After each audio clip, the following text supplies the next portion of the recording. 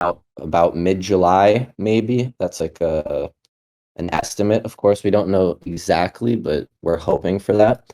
As for the market, so one of the things that we're hoping to combat in the whole MetaMatch like game slash ecosystem is we're hoping to combat the idea that like many play to earn games have like two fundamental issues when it comes to actually earning, like being a valid source of income for players. So the first is that broader market conditions can affect what you're earning. So obviously, I mean, with everything going on right now, many tokens are taking massive nosedives, anywhere from 80 to 90% of their value. And so, of course, if you're somebody that's been playing and earning a token for many, many months, you might have suddenly lost like 90%, 80% of your value that you'd been obviously earning for a really long time. And so our goal kind of with MetaMatch is we're going to try to have instead of having a volatile token like and most cryptocurrencies, we're going to try to aim for a stable coin. So the MetaMatch token is going to stay at 50 cents, and I can get more into the tokenomics of how we're going to do this, but that basically we're going to try to maintain the price of the MetaMatch token at 50 cents through collateral, like stablecoin collateral. And this way, players that earn the MetaMatch token, it doesn't matter what the broader market conditions are, as long as you have X MetaMatch tokens. If you go from X MetaMatch tokens to X plus one MetaMatch tokens, you've objectively earned money. And there's no way for you to lose that due to broader market conditions. And of course, the second issue is that in many play to earn games, as you earn, as the token or the currency is distributed out, it's minted out at a very fast rate. Like usually every day, more and more tokens need to be airdropped to the system or handed out to actually enable the payments that are going on. And so once again, this dilutes the price of many play to earn like tokens and causes the same downward trend in price that we see, which is not very rewarding for players. So we're trying to like focus on the players earning here, and we're trying to secure their earnings over a longer period of time. So it's actually valid as like a long midterm investment. Yeah, and when Abdo was not sure if it is right way to pronounce, but he was explaining me this. I'm really curious about this model. It's very interesting, actually. I guess would be different and would be great to see how to perform. And actually, that's the part that we are going to make some partnership, right? Because I was talking with him. Harmony Play is going to develop this function for you guys, the swap. So the MetaMatch token will be swapped with stable coins in the Harmony Play system. We are going to develop this for you, and it's going. I think it's just the beginning of maybe a huge partnership that we can make in the future. We have games too, so maybe in the future we can make even more collaboration. It'd be a pleasure to us to help you guys with this part and let you focus on the game. So just because I told our community that we're going to announce some collaboration here, that's what we're going to do together, right? Yeah. Uh, there are a lot of questions. KVN is a machine. He jumped with like 20 questions. Nika, do you want to make a few? I guess a few they already answered, but Yeah, I can ask some of myself before. Um, I was reading the light paper, and as far as I understand, the only way to play now is having the alpha testers passcode, right? At the moment, yeah, the closed alpha. And how does one get this password? So, in order to obtain access to the closed alpha, you can do one of two things.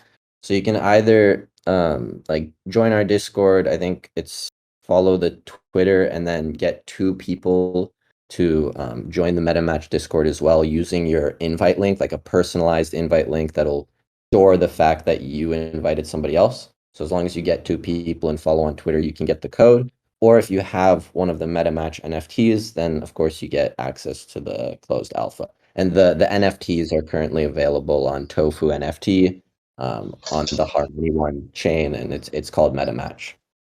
Oh, nice. Yeah, And but Nick, I got the password and I played the game, and I can say that it's really playable, and it's really cool. It would be nice to have this game in Harmony. awesome. Can't wait. Yeah. Yeah, I mean, in general, the sort of idea of match three games is a relatively like popular style of game. I mean, all the way back to like Bejeweled back on the iPhone, like it gets very addicting, and we're hoping to integrate a lot more complexity into the game. Of course, the current closed alpha is pretty limited in its scope. There's only the stealing health, defense, and attack, but we're hoping to have even things like character spells or like abilities, consumables, like a more RPG element later down the line, and obviously more like strategic ways to actually play the game, like comboing colors or maybe doing like there's some bonus for getting two at once or three at once or things like that, like offering you more actual strategy within the game.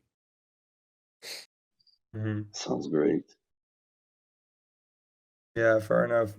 I think I can read some of the questions that KVN asked. He has 17 questions. Please, because his wife is yelling at him right now. Let's answer his questions first. His priority.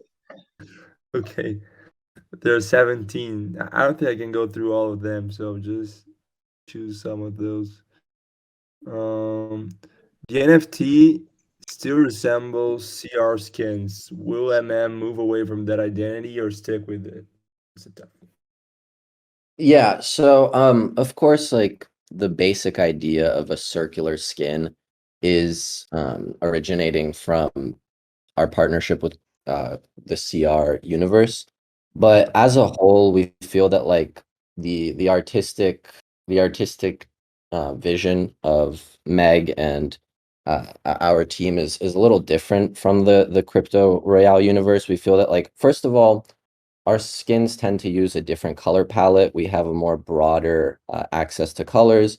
We use sprites that sort of stray from the strictly circular form because Crypto Royale also needs to maintain that circular form for the actual game. In order to play, you have to have a well-defined hitbox, and that's pretty important.